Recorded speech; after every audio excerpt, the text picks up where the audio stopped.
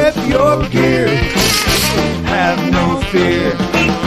Auto expert Barry Wilson is here. Yep, feels like south of the border. Of course, our scorching temperatures also hard on our cars, and that's why Barry Wilson's here this morning. We talked about the gauges recently, and you're here to show us how we don't have to have that problem. That's right, and we talked about fans, and we're really just basically trying to cover all of the cooling system so that we don't have overheating problems and breakdown on the freeway, which is probably worse than working in a garage somewhere. You're right. All right, let's talk about hoses. Okay.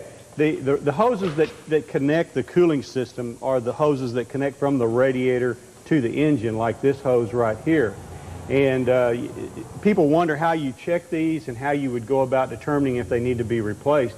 First of all, if you have a new car that you've owned since it was new, the recommendation in your owner's manual is that you change it every 60,000 miles. Okay. But say you don't have any record of when that was changed, then you need to feel the hoses gently and make sure that they feel firm. If they feel kind of spongy, then they need to be replaced. And generally they usually get weak or spongy right at the connection. Where the clamp is? Right.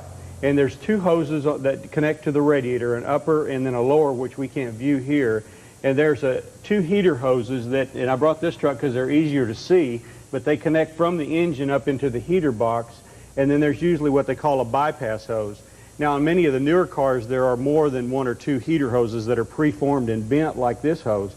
So it's smart, if you find one hose that seems to be weak and it looks like none of the hoses have been replaced, then it's probably time to go ahead and replace all of them. Might as well, yeah. Right. Hoses usually deteriorate from the inside because that's where they're exposed to the water. So a lot of times you can't see what's wrong with them. You won't see the crack on the right. outside. And they'll make a pinhole, and the next thing you know, your temperature gauge is going to go to H, and you're going to be stuck. And then you're stranded in 100-degree weather. Right. All right. Now, also your cooling system. A lot of folks want to know when you should flush your system. Well, you need to exchange the coolant once a year. Flushing is kind of something you don't want to do from the ecological standpoint anymore because you have to save the antifreeze.